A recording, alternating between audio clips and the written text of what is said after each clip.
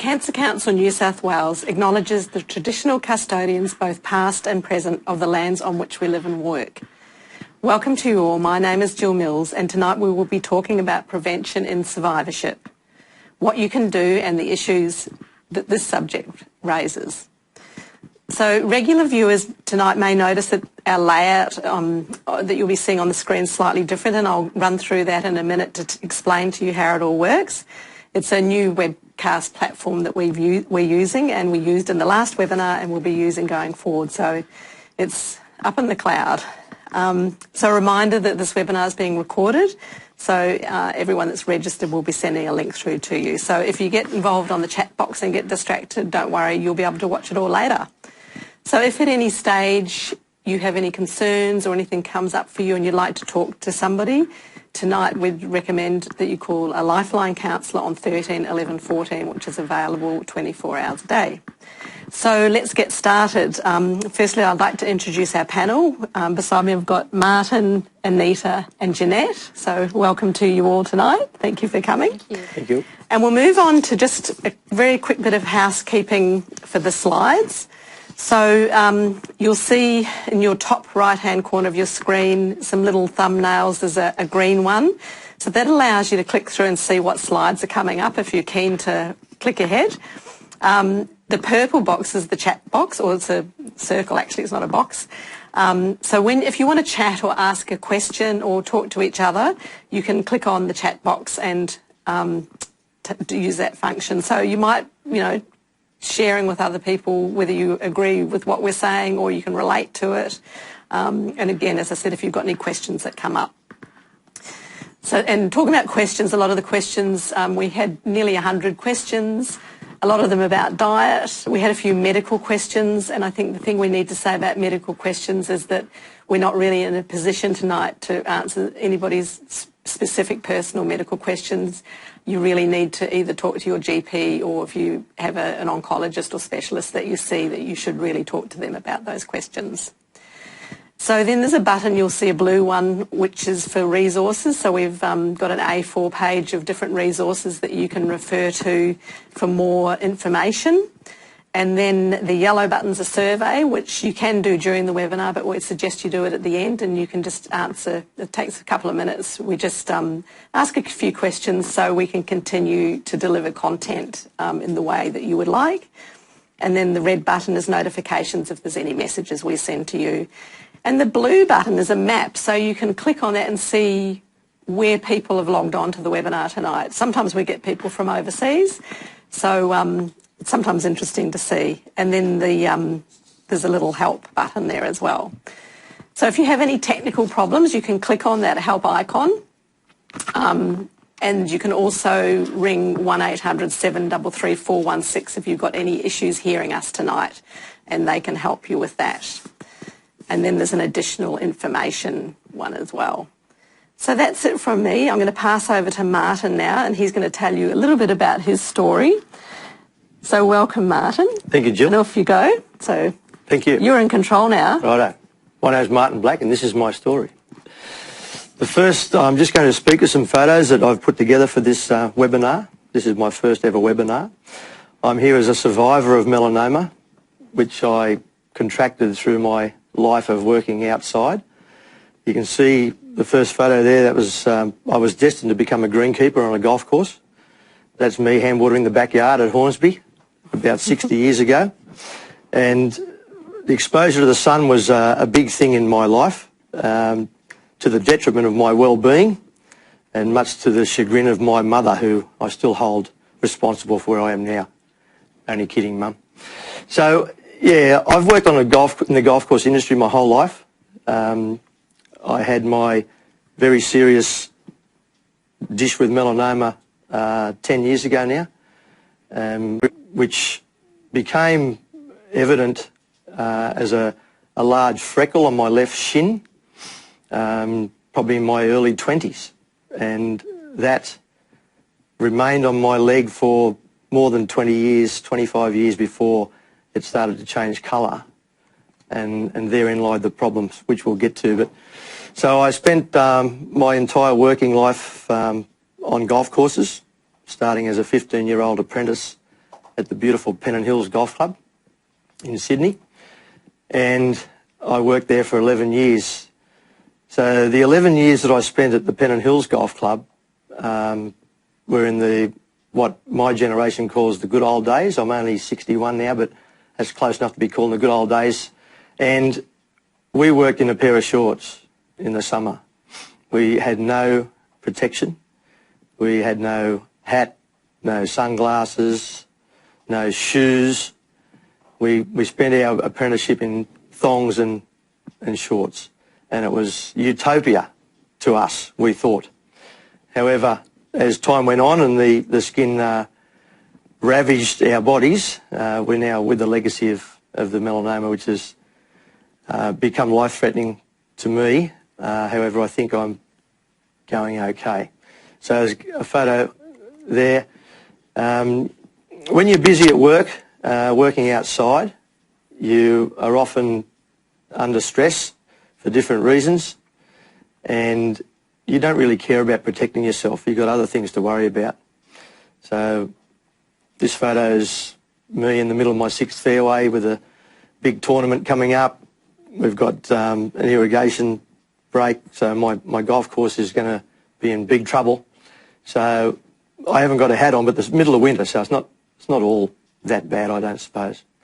But all I'm doing is just showing you how it was in the old days and the issues that arise from exposure to the sun. The big fit fellow on the left is not me. He's an apprentice, and that was typical of how we worked on the golf course in those days. And there was no regulation for the employers to provide any protection because the knowledge wasn't there. In their defence, no one really knew that much about it.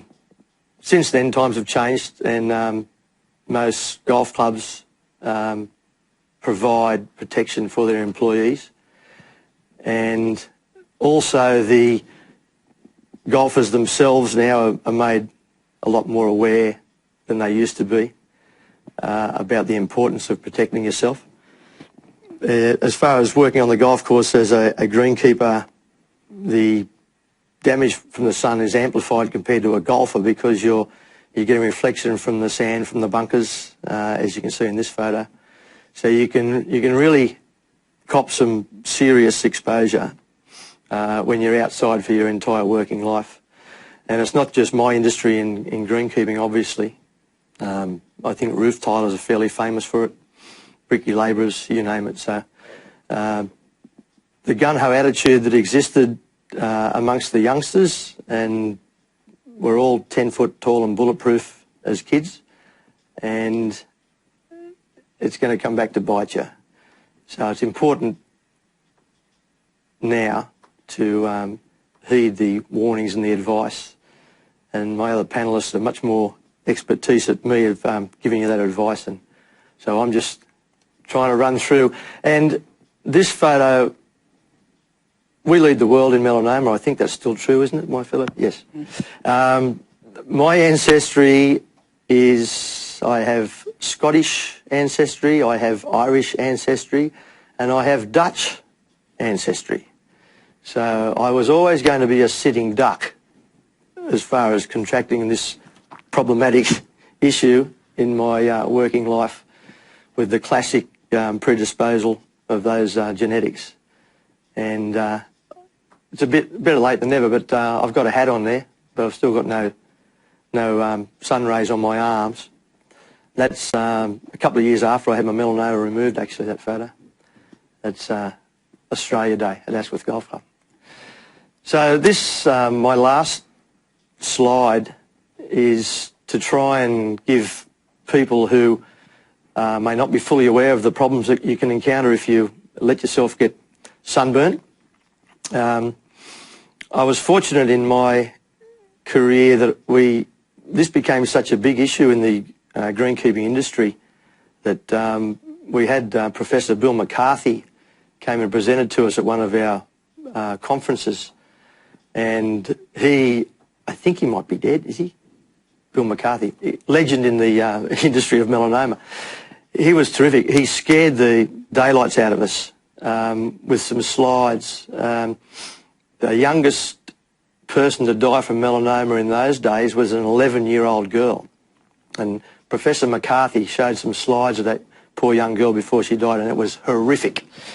And that really hit home to a lot of us that, wow, you've got to take this seriously. This being outside, I'm just the golf course perspective, but being outside, you're out there for 8 hours if you're working, at least 4 hours if you're playing, and it's an industry and a recreation that is very, very important that you look after yourself. So that's just an array of my hats.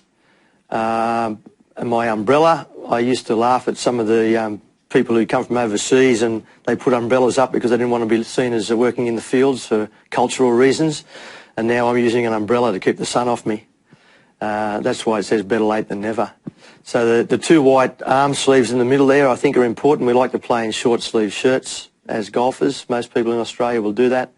That's a fairly new innovation, maybe a decade old perhaps as a guess. I'm going down that track now, so I use my ice rays to keep the sun off my forearms and whatever. Back of the hands are a real issue. I don't know how you get around that other than wearing a pair of gloves.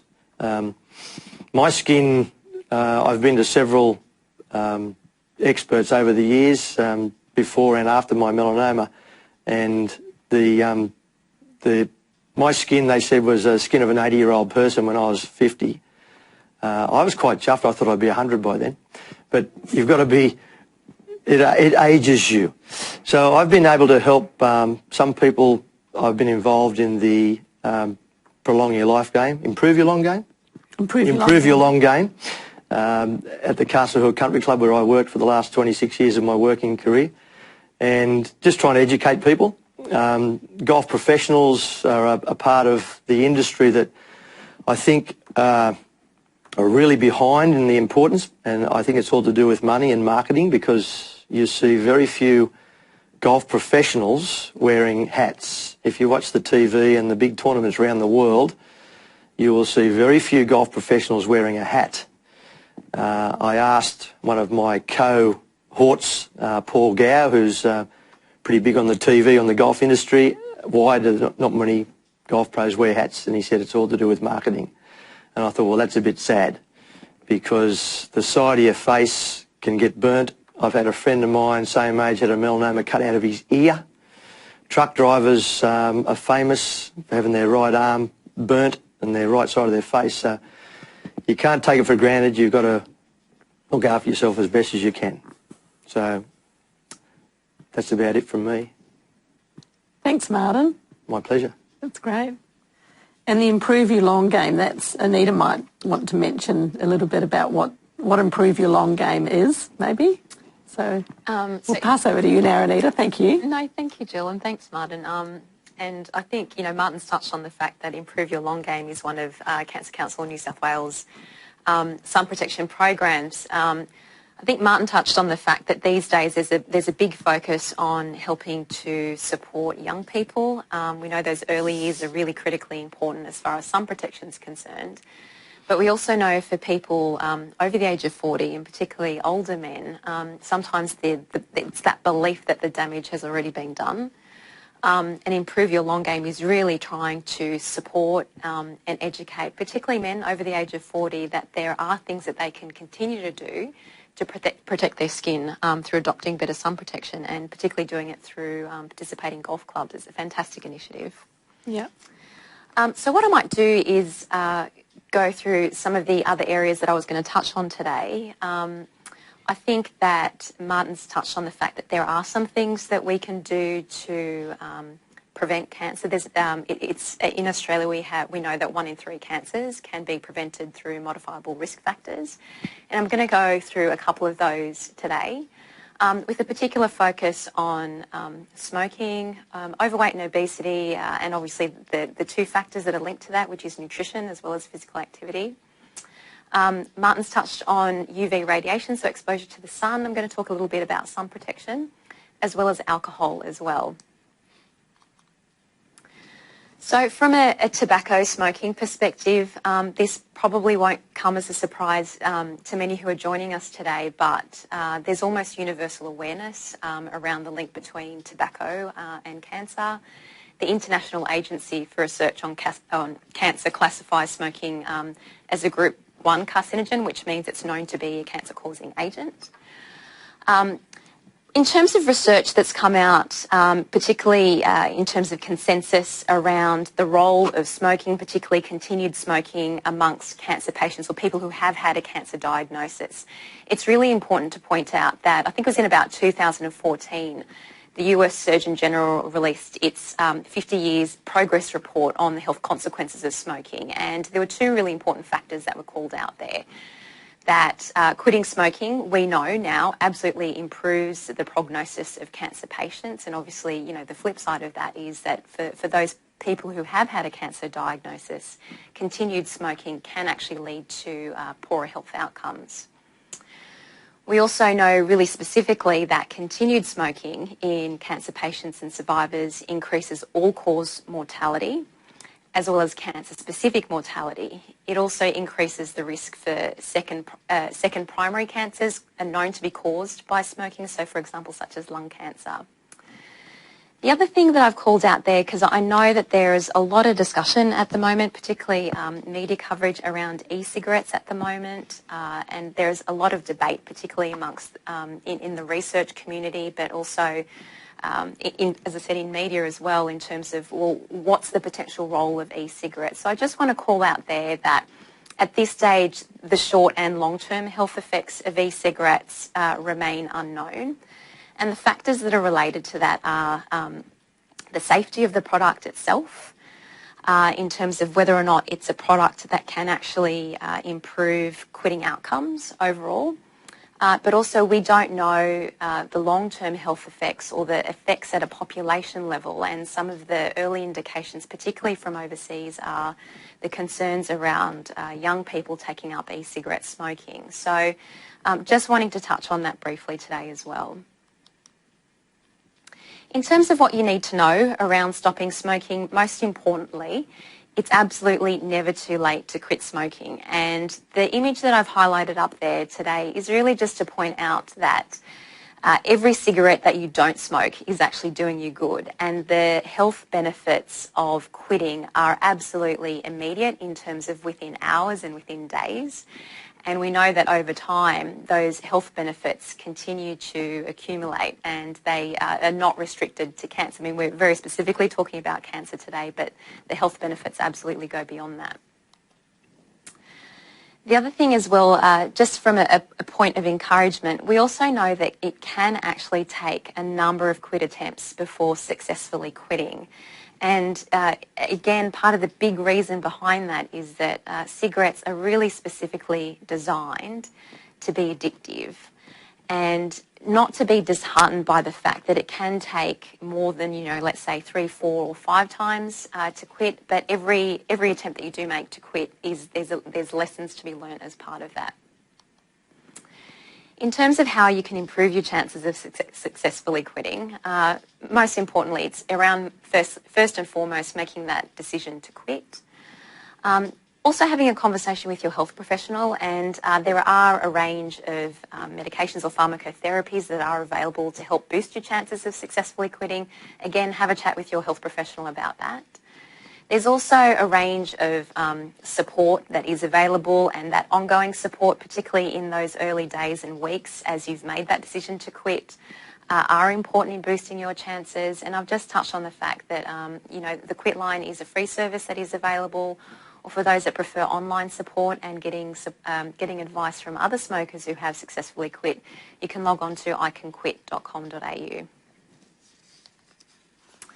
So just moving on to overweight and obesity, we know that healthy eating and physical activity protect against certain cancers through their impact on maintaining a really healthy body weight.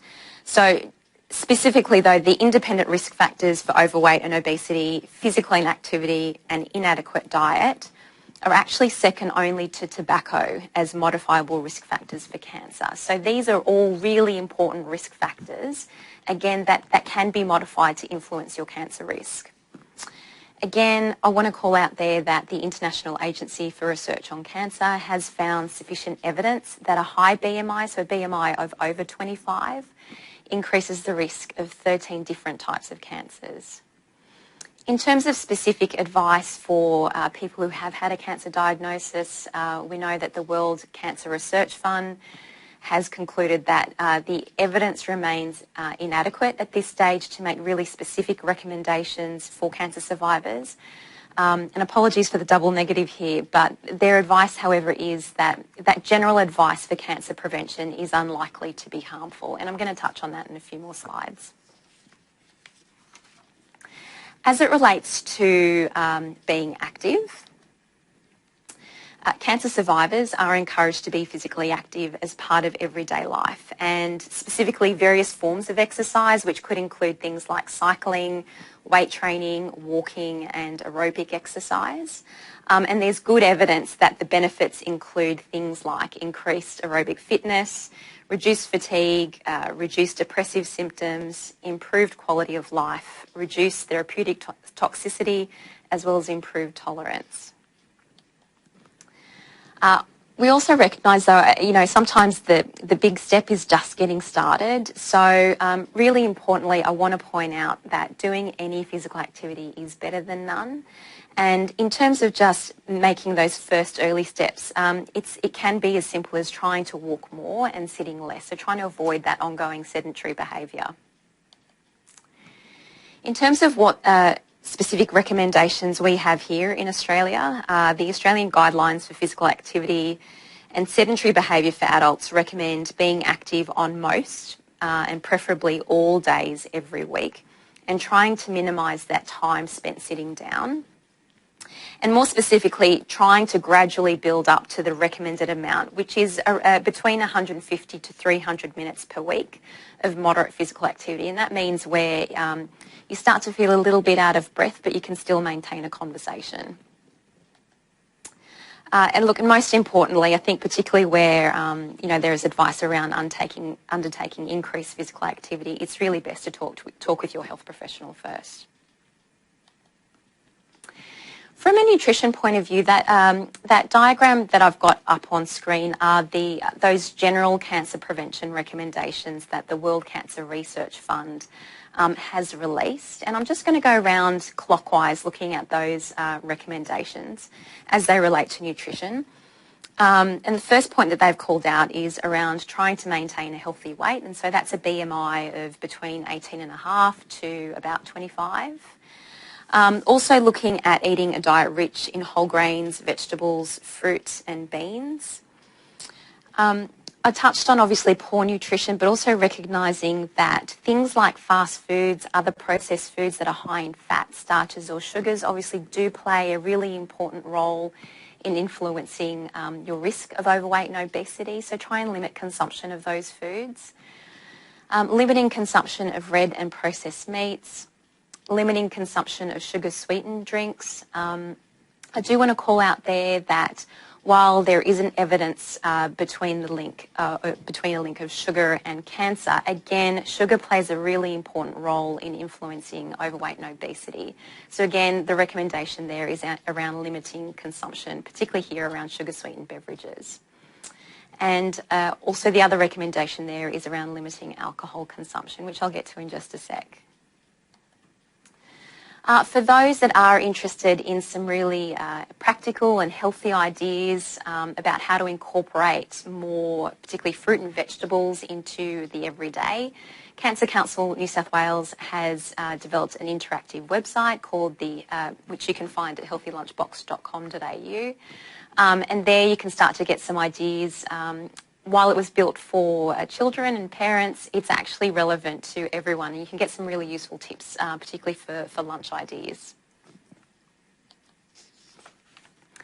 Now, Martin's touched on, obviously, the role of UV radiation and the importance of sun protection, and absolutely, Australia is the melanoma capital of the world. Skin cancer is our most common cancer, but again, really importantly, it's really highly preventable. So in Australia, we know that 2 in 3 people will be diagnosed with skin cancer by the age of 70. And at least 95% of all skin cancers are caused by overexposure to the sun or UV radiation. There's very much over the last, let's say, 10, 20 years been a really big focus on ensuring that children and young people in particular are protected, because we know that the UV exposure during those early years of life can increase the risk of developing skin cancer. But I do want to point out that the damage can continue to add up. So ensuring that whatever age you are, the actions that you can take now to protect your skin are still incredibly important.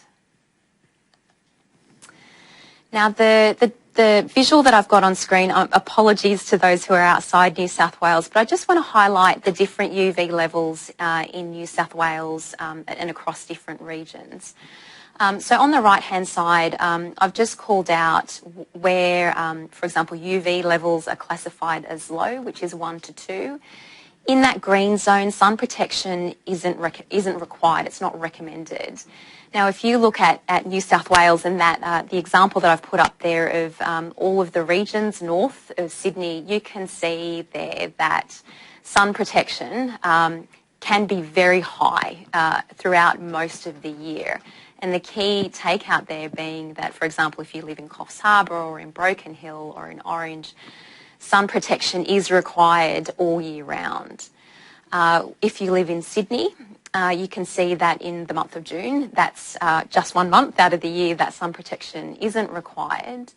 And then, for example, that applies to Wollongong. In Wagga Wagga, sun protection isn't required in June, July, and Bateman's Bay, again, not required in June, July. But the key takeout there is that, look, UV levels are high in Australia. They are high across New South Wales. And for the majority of the year, sun protection is actually required almost all year round. In terms of what you can do to help protect your skin from the sun, again, just to emphasise, sun protection at any age reduces your risk of skin cancer. Those that are aged 40 plus, they are a priority population for Cancer Council, and particularly for men. Men in this age group are 1.5 times more likely to be diagnosed with melanoma and 2.5 times as likely to die from it compared to women of a similar age. And so that belief that the damage has already been done, from a Cancer Council perspective, our recommendation would be, you can still absolutely influence your risk of skin cancer by adopting better sun protection at any age. For those that are after really specific advice in terms of UV levels within your region, we'd certainly encourage you. You can download the SunSmart app, or you can visit sunsmart.com.au. And just lastly, I'm going to touch on alcohol. Alcohol, again, from the International Agency for Research on Cancer's point of view, is classified as a Class 1 carcinogen. So again, it's known to be a cancer-causing agent. The more alcoholic drinks that people consume, again, the higher the risk of many different types of cancers. So I've just noted up there on screen, alcoholic drinks are known to increase the risk of cancers of the mouth, pharynx and larynx, liver, colorectum, esophagus and breast. And look, it's important to highlight as well that that link between alcohol consumption and cancer, we know isn't that high across community, but again, it's one of those modifiable risk factors that we can actually influence in our own lifestyle. One of the questions we often get is, does cancer risk vary by the type of alcoholic drink that you consume? And at this stage, our advice is it doesn't matter which alcoholic drink is consumed. It's still, alcohol is still classified as a carcinogen and does influence your cancer risk. In terms of what you need to know, look, from a cancer prevention perspective, Cancer Council recommends avoiding or limiting alcohol consumption. For those that are really looking at it from a cancer prevention point of view, it's best not to drink alcohol. For those that don't drink alcohol, our recommendation would be not to start. If you do drink, the Australian guidelines from here, our recommendations are that you have no more than 2 standard drinks a day, and it's also important to have alcohol-free days as well. And again, for those that are looking at it from a cancer prevention perspective, look, you can reduce your cancer risk by reducing your alcohol consumption. And that's it from me. Okay. We've got one question that came up. Sure. From Lyndall, and she was just asking about sunscreen. Do you need to use it all day or only sort of the peak times between 10 and 2? That's a really good question. Again, I'd certainly recommend getting to know the specific area that you're in and being familiar with different UV levels. Our recommendation is if UV levels are 3 and above, that you do adopt sun protection. Sunscreen is incredibly important, and I think if you're thinking that you are going to be spending some time outdoors, particularly during peak UV periods, our advice would be to absolutely be using sunscreen. Thank you. And over to Jeanette. Thanks, you. Jill.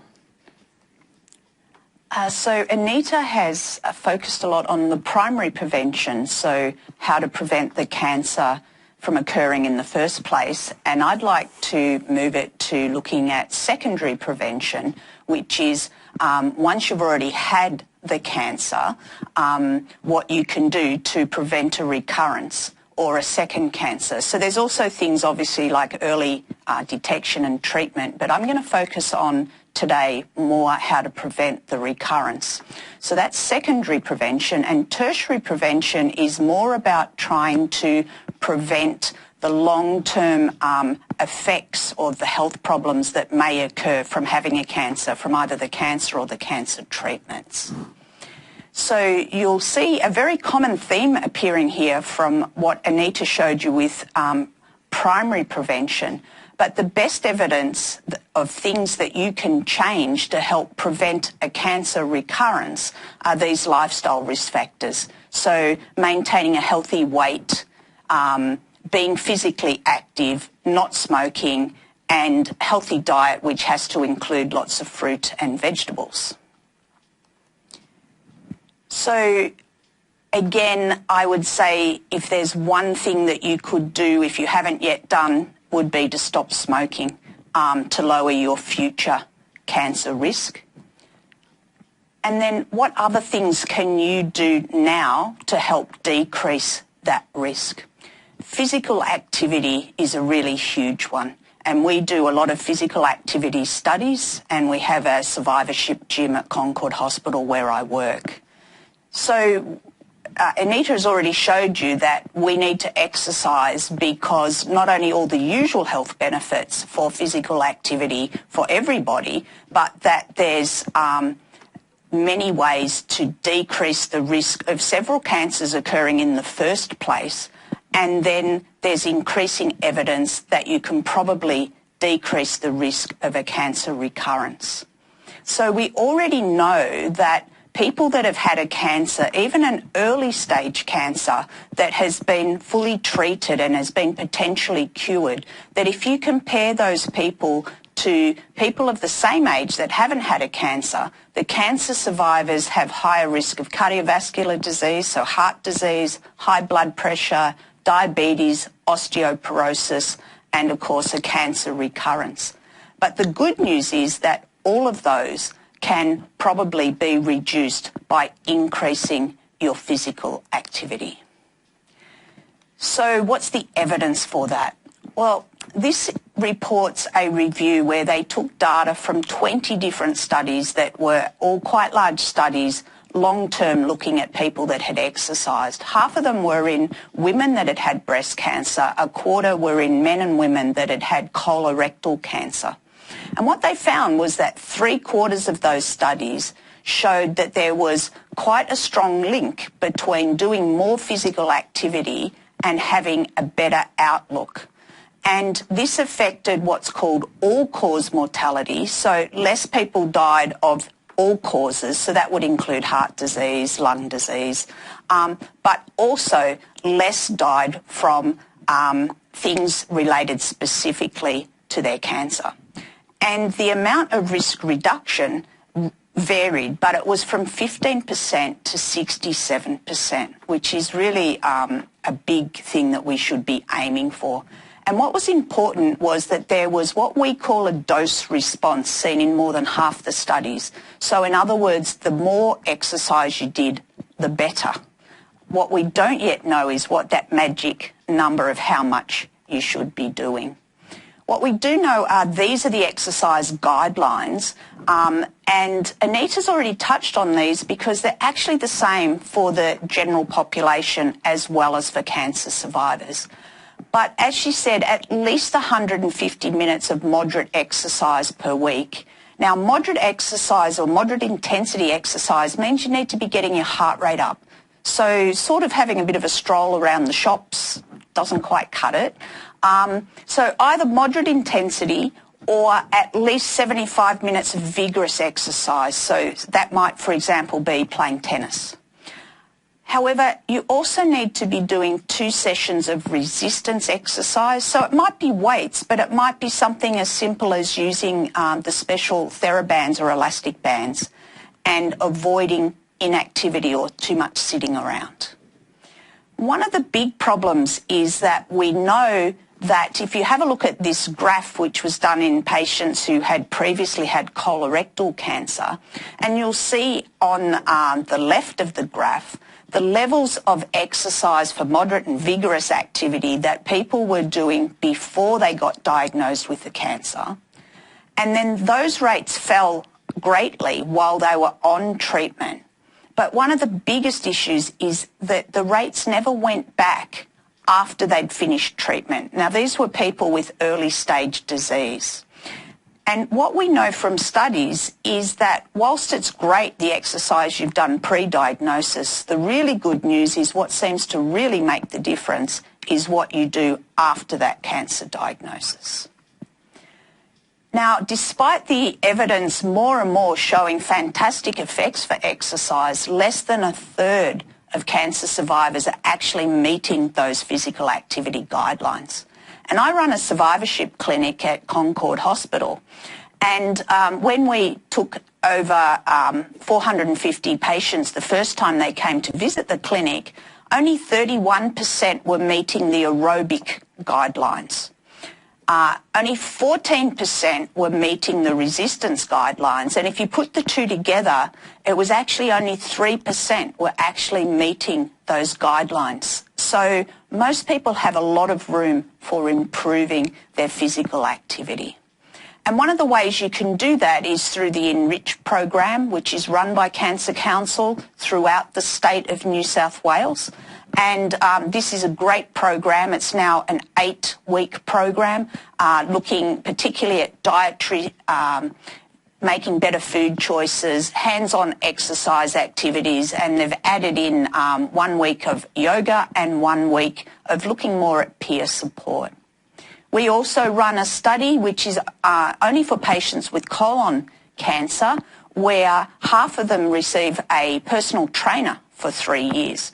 And we're looking to see what the long-term effect of whether we can decrease the risk of their cancer coming back. And if you're interested, that's one paper that we've looked at from our 1 year. So I like this cartoon. It sort of summarises, if I could bottle this and put it in a tablet form, I would be a multimillionaire, I'm sure. But exercise can probably do more good for you than many of the tablets. Having said that, I'm not saying not to take chemotherapy and things like that. So shifting now to look at weight management and healthy eating. What I'd like to look at, so Anita's already talked to you about body mass index. Again, on the left is we calculate that looking at weight divided by a person's height squared. But if you have a look on the right at the pie chart, again, this is some data from our Sydney Survivorship Clinic, and what we found was that 2/3 of the people we were seeing who had early stage disease were either overweight or obese, and that does increase their risk of certain cancers returning. So this study was done in 2014. Again, they've combined data from many, many studies, and this was in breast cancer. But women who were of a healthy weight had much higher rate of survival from their breast cancer than women who were overweight or obese. So what do we need to do to do that? No matter what, whether you're overweight or normal weight, you need a healthy diet. And the recommendation is that that needs to be high in vegetables and fruit, and it's called a go for 2 and 5, so 2 fruits per day, 5 serves of veggies, as well as whole grains. Limiting the fast foods and processed foods, particularly those that are high in fat, starches or sugars, limiting sweetened drinks. There's now recommendations that you should be having less than 500 grams of red meat per week, particularly for people who've had colorectal cancer, decreasing greatly any intake of processed meats, and, as has already been discussed, limiting alcohol. So I know it's really easy to say to people you need to lose weight, but it's actually quite difficult to do. One of the things I would just like to qualify here is I'm mainly addressing this to people who have had early stage disease. For people with more advanced disease, often we don't want you to lose weight, and so you need to discuss that with your dietitian. But where weight loss is desirable, the types of things that have been shown to work best, and this study is not specific to cancer patients, but basically weight loss counselling or behaviour training is really helpful to help you lose the weight and keep it off. But you need an energy deficit. You need to be taking in less than energy that you're putting out, and mainly that needs to be by reducing your fat intake and also increasing physical activity. So I have deliberately put this in again, which Anita's already showed you, because although this was based on preventing cancers, in the first place, the recommendations are the same for cancer recurrence. This is a cartoon from our dietitian at the Survivorship Centre, or it's not her cartoon, but one of her favourites, basically with regard to the eating the fruit and vegetables. So go for 2 and 5, but more than just a couple of peas.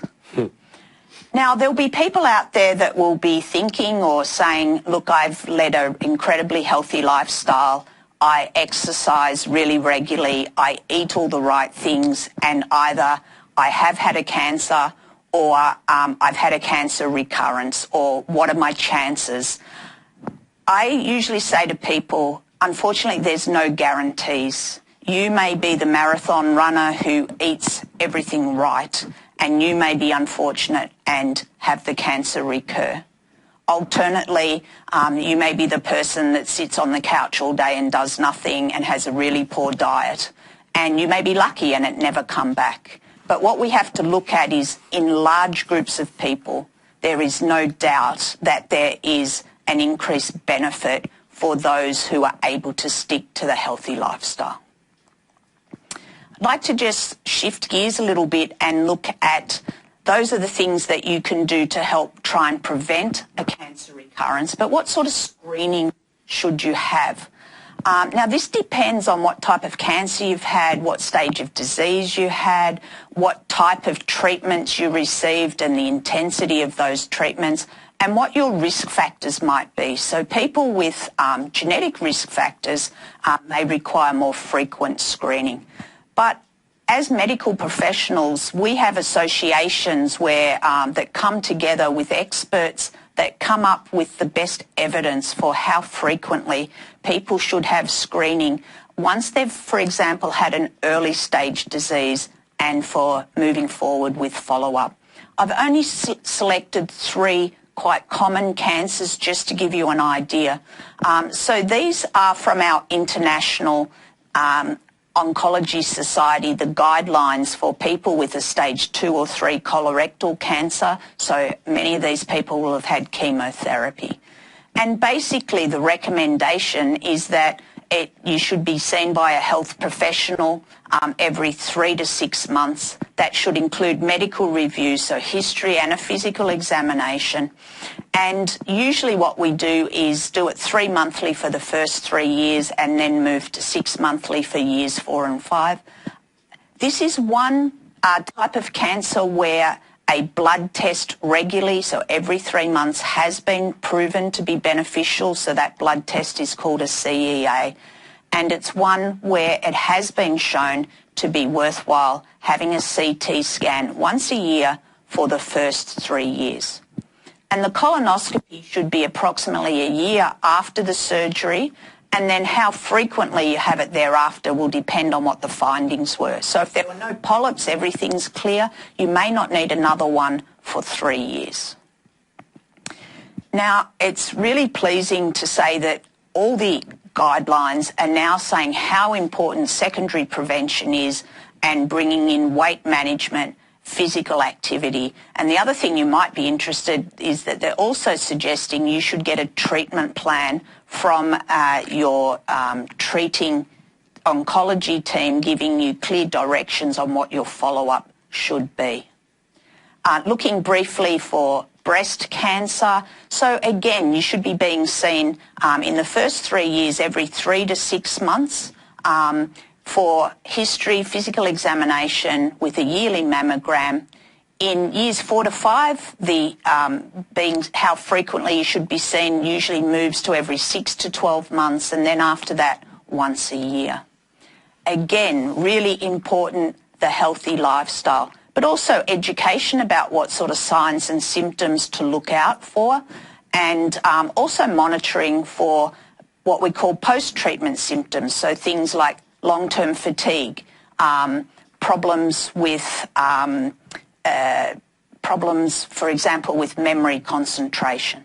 And of course, with breast cancer, for those where it's applicable, is being able to decrease your risk of a cancer recurrence by adhering to hormonal endocrine therapy if that's what has been recommended. And finally, the third cancer I selected was early prostate cancer. And once again, the big emphasis is on health promotion. So all the things we've already talked about. Here, there is a blood test recommended. So it's a PSA every 6 to 12 months for 5 years, then yearly, and a digital rectal examination. Now, some people might say, well, I really feel better if you can do scans much more regularly. For example, you will have noticed for breast cancer that the only imaging was for mammography or imaging of the breast. It wasn't for doing CT scans, unless there are specific symptoms, which is different. So when the medical profession comes up with these guidelines of how frequently it should be done, the main thing is aiming for quality of care and making it consistent, so it doesn't really matter where you're being treated. But it's important that we base things on what will give an added benefit but minimise harm. And I'd just like to point out that there's risks and costs involved in all medical procedures, and it's a matter of balancing. So with imaging, it's important at times to have imaging, but unnecessary imaging is giving you radiation exposure, not to mention the extra things that are picked up during that scan that often then require further follow-up, maybe biopsies. And so it's not without consequence of doing unnecessary testing. We also know that there's this new word we're starting to use called scanxiety. And one of our PhD candidates at Concord is working on this. So she had a small group of people who were all cancer survivors, and basically they reported that when that scan is due, they have more worry, they're more irritable, maybe teary, maybe not sleep quite as well, upset tummy. And these types of symptoms are worse, usually just before the scan, but particularly while waiting for the scan results. So my take-home messages are, what can you do to try and help prevent a cancer recurrence? The things that you can change, number one is to stop smoking if you haven't already. And then the other things are physical activity, maintaining a healthy weight, having a healthy diet regardless of what your weight is, and in particular increase fruit and veggies. making sure that you're adhering to the recommended screening guidelines. And then 2 extra I've added in is, 1, don't forget that even though, for example, you may have had breast cancer or colorectal cancer, that there are still other regular healthy men and healthy women checks that you should be having with your GP. And most importantly, make sure that you have a good GP. So this is my take-home message, that I think probably after smoking, the 2 most important things, healthy eating and active lifestyle. Thank you. Thanks, Jeanette. That was fantastic. So much amazing information in a short space of time. So really good. We had a few questions popping up while you were speaking, and some of them sort of harking back to the discussion about sun protection. So one was coming up talking about vitamin D and sun protection. So there's that balancing act of people wanting to get the right amount of vitamin D, talking about, and I'm not sure if it's true that cancer survivors that are a high risk of osteoporosis. I don't know if that's true or not. They are, but it's probably more to do with the steroids that they've had during the treatment. Rather than vitamin D. Yeah. Well, so it's probably a number of reasons. Yeah. So I guess it's that, and another one about having dark skin, do I need to use sunscreen? So any comment on any of those, I guess? I think just in relation to vitamin D, and again this is probably more general population advice, but most Australians will get enough vitamin D just through undertaking their everyday normal activities. I think if someone does have a concern if that they may be vitamin D deficient, they can absolutely have a chat with their GP and have their vitamin D levels tested. In relation to if you have darker skin, our advice is, particularly for those that have there's different levels of skin, grading, and for those that are usually level 3, so if you have, for example, skin when you do go outside and you don't tan, you burn immediately, or if you also still sunburn readily but you do tan eventually, or if you are if you generally have more sensitive skin, that you are more prone to sunburn, absolutely, our advice is that you really do think about sun protection like something that you would do as you brush your teeth every day. You need to be proactively thinking about sun protection. For those that do have darker skin, again, I think bearing in mind that just by nature of living in Australia, you do have nonetheless a higher risk of skin cancer. We would still recommend that, particularly where there are UV levels that are 3 and above, that you are adopting appropriate sun protection, particularly when you are heading outdoors. And I think with the vitamin D, if you are vitamin D deficient, you can be given supplements as well, can't you? So my personal thing would be still wear sun protection, not worrying about the vitamin D, I think. Yes, and it's very very easy to check the UV levels in wherever you are in Australia. As I showed, it's usually peak UV levels almost all year round, particularly in New South Wales. So the message is put the sunscreen on. I'm not sure how we would answer this one, as trying to get middle-aged men to wear hats while they're sailing. Maybe you can. Depends how fast they're sailing, I suppose. Well, I guess. You need a good chin strap if you're going at speed, because playing golf in the wind, the hat needs to be anchored. But there's a few new innovations out now. I've seen them in the surf lately, where guys on surf skis and whatever have got pretty good peaked visors with chin straps. To keep because that's a classic time to get burnt is in the when you're in the ocean. So there are reflection. better, and there are better things available now to protect you. So seek those out. I'm guessing this question may have come from a wife. I'd recommend go and buy one of these hats and give it to him and say you have to wear it. Valentine's present or something. Yeah. Another one about screening, about pap smears for women over 70. That apparently it's not recommended, or they're told they don't need to have pap smears after 70. So the question is, why is that? Why do they? Is that a general? That's become a general thing. So I'd discuss it with your GP. Yeah. Of course, it's not pap smear now. They've changed it, and I can't remember the exact name for what it is, but I guess it's they've looked again at just what the likelihood above 70 is. The best news, but it's not going to happen for a while, is that because of the vaccine, eventually cervical cancer will be something that we won't have to worry about. But we're not there yet, so don't give up on the screening at this stage. Yeah. So I guess have a chat with your GP. So we've got some questions up on the screen also. Some of these questions we've covered probably. Talking about sugar now, a lot of people in the questions were talking about sugar and, you know, should I cut out sugar? Does sugar cause cancer? All these sorts of things. So would somebody like to comment about the sugar debate?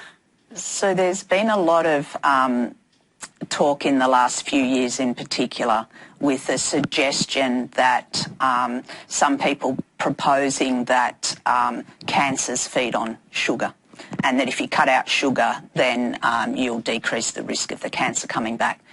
So there's basically cancer cells, like all your normal cells, have to feed on nutrients. But there's no problem at all with having some sugar in your diet. And you don't want to cut out some of the good sugars that come along with other good nutrients, like what you might be getting with fruit. So if you're talking about cutting out the donuts, then fine, because you're not getting much good value from those anyway. But certainly for treats in moderation, I don't think any problem at all.